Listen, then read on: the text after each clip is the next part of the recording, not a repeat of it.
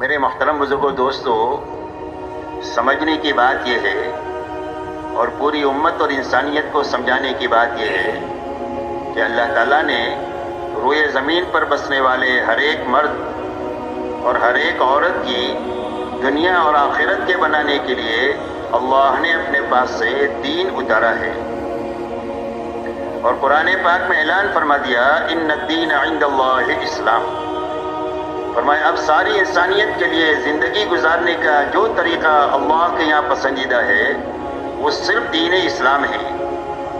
وَمَن يَبْتَغِي غَيْرَ الْإِسْلَامِ دِينًا فَلَن يُقْبَلَ مِنْهُ وَهُوَ فِي الْآخِرَةِ مِنَ الْخَاسِرِينَ۔ فرمایا جو اسلام کے علاوہ اور کسی راستے پر چل کر آئے گا اللہ کے یہاں مقبول نہیں ہوگا، اور اس کی آخرت ہمیشہ ہمیشہ کے لیے اجڑ جائے گی جہاں کبھی بھی آبادی نہیں ہوگی۔ اس لیے میرے دوستو، اللہ تعالیٰ نے ساری انسانیت کی کامیابی کے لیے دین اسلام اتارا ہے کہ زندگی جو بنے گی وہ بھی دین ہی کے راستے سے بنے گی، اور آخرت بھی جو بنے گی وہ صرف دین ہی کے راستے سے بنے گی، اور ہماری پوری محنت کی اور بھاگ دوڑ کی بنیاد دین ہے کہ ہر فرد امت کی زندگی میں پورا دین اپنی حقیقت کے ساتھ میں آ جائے۔ تو اللہ تعالیٰ نے دنیا اور آخرت کے بنانے کے لیے دین اتارا ہے، اور اپنی سنت روئے زمین پر یہ جاری فرمائی ہے کہ جو کوئی بھی پوری دینداری کے ساتھ جیے گا اور دینداری پر مرے گا، اللہ اس کی دنیا بھی اچھے سے اچھی بنا دیں گے اور اس کے آخرت جنت کی شکل میں ایسی بنا دیں گے کہ جس کے بعد کبھی بھی بربادی نہیں ہوگی، ہمیشہ آباد ہی آباد رہے گی۔ اور جو بے دینی کے ساتھ زندگی گزارے، چاہے دنیاوی اعتبار سے کتنے ہی بڑے نقشوں کے مالک کیوں نہ ہو، اور جو بے دینی پر مرے تو اللہ نتیجتاً اس کی دنیا بھی اجاڑ دیں گے اور آخرت ایسی اجڑے گی جہنم کی شکل میں کہ اس کے بعد کبھی بھی آبادی نہیں ہوگی۔ یہ اللہ کی طرف سے ایسی پکی ٹکی سنت ہے کہ جس میں کبھی بھی تبدیلی نہیں ہوگی۔ وَلَن تَجِدَ لِسُنَّتِ اللَّهِ تَبْدِيلًا وَلَن تَجِدَ لِسُنَّتِ اللَّهِ تَحْوِيلًا۔ فرمایا اللہ کی سنت کو کبھی بدلتا ہوا نہیں پائیں گے۔ اس لیے یہ سمجھنے کی ہے اور پوری امت اور انسانیت کو سمجھانے کی ہے کہ اللہ کے یہاں کامیابی کا سبب حقیقی صرف دین ہے۔ رہا دنیا میں جتنے اسباب ہیں جس میں روزی روٹی کی تلاش میں لوگ لگتے ہیں، تجارت ہے، کھیتی ہے، ملازمت ہے، مزدوری ہے، ڈاکٹری ہے، انجینئرنگ ہے، سائنس ہے، حکومت ہے، یہ جتنے اسباب ہیں، ایسا ہی دنیا میں جتنے اچھے برے حالات انسانوں پر آتے ہیں انفرادی اجتماعی طور پر، کبھی خوشی ہے، کبھی غمی ہے، کبھی بیماری ہے، کبھی تندرستی ہے، کبھی راحت ہے، کبھی تکلیف ہے، کبھی مالداری ہے، کبھی غریبی ہے۔ غرض یہ کہ یہ جتنے حالات اور اسباب ہے اس کا تعلق نہ تو کامیابی کے ساتھ ہے اور نہ تو ناکامی کے ساتھ ہے۔ کوئی سبب کامیابی کے لیے نہیں ہے اور کوئی سبب ناکامی کے لیے نہیں ہے، کوئی بھی حال کامیابی کے لیے نہیں ہے اور کوئی حال ناکامی کے لیے نہیں ہے، بلکہ یہ جتنے اسباب اور حالات ہیں یہ صرف امتحان کے لیے ہے اور دنیاوی زندگی کے گزارے کے لیے ہے۔ اللہ تعالیٰ ہر ایک انسان کو چھوٹے بڑے سبب میں اپنے علم اور حکمت کے ساتھ رکھ کر یہ آزمانا چاہتے ہیں کہ اس سبب میں رہ کر یہ حکم کا پابند ہوتا ہے اور یہ طریقے کا پابند ہوتا ہے یا اپنے خواہش کے تابع ہو کر زندگی گزارتا ہے۔ جو حال بھی اللہ کی طرف سے آیا ہے اس حال میں یہ حکم پورا کرتا ہے یا اپنی خواہش پر چلتا ہے، اس امتحان کے لیے اللہ نے اسباب اور حالات کو پیدا کیا۔ ان اسباب اور حالات میں کامیابی اللہ کے دینے سے آئے گی اور اس میں ناکامی بھی اللہ ہی کے دینے سے آئے گی۔ کامیابی کے آنے کا راستہ ان اسباب میں اور حالات میں حکم کو پورا کرنا ہے اور نبی کے طریقے پر چلنا ہے، اور ناکامی کا راستہ خواہش پر چلنا ہے، منمانی پر چلنا ہے، اور دنیا میں جینے کے دو ہی راستے ہیں، تیسرا کوئی راستہ نہیں ہے۔ ایک راستہ حکموں والا راستہ ہے جو نبی لے کر دنیا میں تشریف لاتے ہیں، اور ایک راستہ خواہشات والا ہے، منمانی والا راستہ ہے۔ یہ فرعون کا، شداد کا، حامان کا، ابی بن خلف کا راستہ ہے۔ یہ راستہ جہنم کا راستہ ہے۔ حکموں والا راستہ، طریقے والا راستہ، یہ کامیابی والا راستہ ہے اور یہ جنت والا راستہ ہے۔ اور اس بات کو اچھی طرح ساری انسانیت کو قیامت تک کے لیے سمجھانے کے لیے اللہ تعالیٰ نے قوموں کے اور افراد کے واقعات کو بیان فرمایا ہے کہ اللہ تعالیٰ نے حکومت دیا حضرت سلیمان علیہ السلام کو اور داؤد علیہ السلام کو، اور یہ دونوں اپنی حکومت میں رہ کر کامیاب ہو گئے دین کی بنیاد پر، اور اللہ ہی نے حکومت دیا فرعون اور نمرود کو، اور یہ فرعون اور نمرود حکومت میں رہ کر بے دینی کے راستے سے ناکام ہو گئے، اللہ نے ان کو اجاڑ دیا۔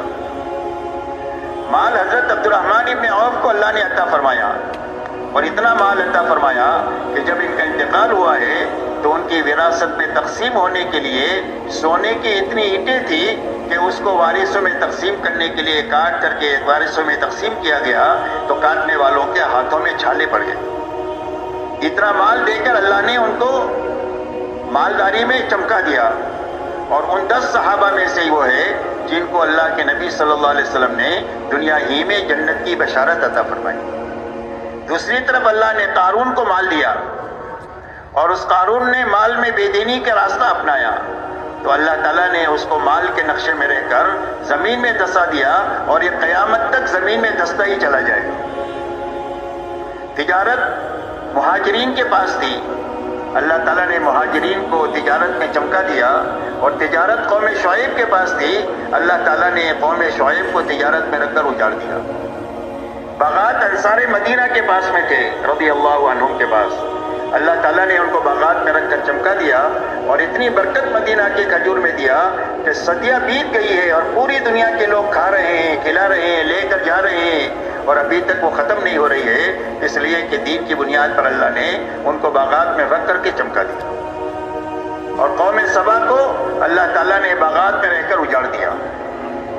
ایک طرف وزارت حامان کے پاس میں ہی، اللہ نے حامان کو وزارت میں رکھ کر اجاڑ دیا، اور ایک طرف وزارت حضرت یوسف علیہ السلام کے پاس ہے، اور یوسف علیہ السلام کو اللہ نے وزارت میں رکھ کر چمکا دیا۔ یہ دنیا کے سارے اسباب کا اللہ تعالیٰ نے انجام بیان فرمایا کہ یہ بڑے بڑے اسباب ہم نے دینداروں کو بھی دیے اور بے دینی کو بھی دیے۔ بے دینی والے بے دینی کے راستے سے ان اسباب میں اجڑ گئے، اور دیندار ان اسباب میں رہ کر دینداری کے راستے سے آباد ہو گئے۔ اس لیے بنیادی بات سمجھنے کی اور سمجھانے کی ہے کہ اللہ کے یہاں جو سبب بھی جس کو ملا ہے اس میں کامیابی کا راستہ صرف اللہ کا دین ہے۔ اس لیے میرے دوستو، دعوت اور تبلیغ کے راستے سے محنت کسی کا ایمان والے کو اس کے کاروبار کے چھوڑانے کی محنت نہیں ہے، یا اس کے گھر کے نظام کو اجاڑنے کی محنت نہیں ہے، بلکہ یہ محنت اس بات کی ہے کہ جو مسلمان جن شعبوں میں ہیں ان شعبوں میں رہتے ہوئے اللہ کے حکموں پر چلنے کی اور نبی کے طریقے پر چلنے کی طاقت پیدا کر لے۔ جب اپنے نبی کے طریقے پر یہ چل لے گا اور اللہ کے حکم کو اپنے اپنے شعبوں پر پورا کر لے گا تو ان شعبوں میں رکھ کر اللہ اس کو کامیاب کر دیں گے۔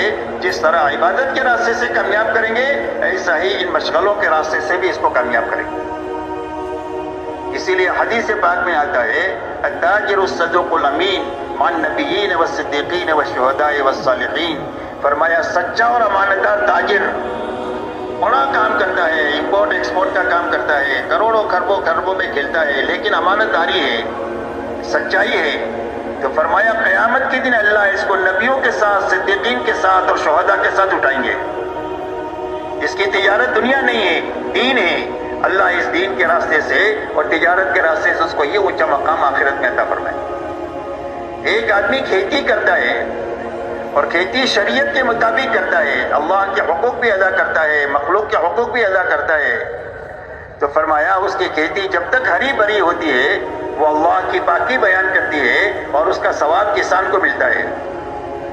جانور دانہ کھا جائے، چور چوری کر جائے تو فرمایا اس پر تاجر کسان کو صدقے کا ثواب ملے گا۔ اس کے لیے اس کی کھیتی یہ دنیا نہیں ہے بلکہ اس سے اس کی آخرت اچھے سے اچھی اللہ بنائے۔ ایک آدمی مزدور آدمی ہے، غریب ہے، اللہ تعالیٰ نے اس کے لیے مصلحت غربت میں رکھی ہے، اس لیے کہ اللہ جانتے ہیں کہ کس کے لیے مال مفید ہے، کس کے لیے غربت مفید ہے۔ کسی کا دین مال کے ساتھ اٹکا ہوا ہوتا ہے کہ اگر مال چلا جائے تو یہ کافر ہو جائے، اور کسی کا دین فقر کے ساتھ اٹکا ہوا ہوتا ہے، اگر یہ اس کے پاس مال آ جائے تو یہ سرکش بن جائے۔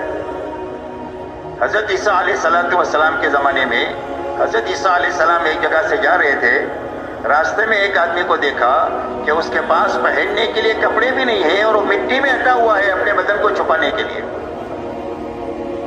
حضرت عیسیٰ علیہ السلام سے یہ کہا اس نے کہ اللہ کے نبی میرے لیے دعا کر دیجئے کہ اللہ میرے لیے آسانی پیدا فرما دے.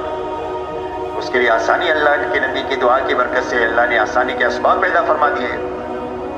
کچھ دنوں کے بعد وہ جا رہے تھے، دیکھا ایک بڑا مجمع ہے اور وہ مجمع ایک دوسرے کے کندھے پر رہ کر اس میدان میں ایک آدمی ہے اس کو دیکھ رہا ہے. پوچھا کیا ہو رہا ہے؟ فرمایا ایک آدمی نے شراب پی ہے، زنا کیا ہے، قتل کیا ہے، اس کے بدلے میں اس کو قتل کیا جا رہا ہے. فرمایا کون آدمی ہے ایسا؟ فرمایا یہ غریب آدمی ہے جس کے پاس پہننے کے کپڑے نہیں تھے. جب اس کے پاس مال آیا تو اس میں سرکشی آئی اور یہ سارے جرائم کر کے اس انجام کو یہ پہنچا. اس لیے میرے دوستو، اللہ جس کو بھی دیتے ہیں علم اور حکمت سے دیتے ہیں. کسی کے لیے زیادہ ہی مفید ہوتا ہے، کسی کے لیے کم ہی مفید ہوتا ہے.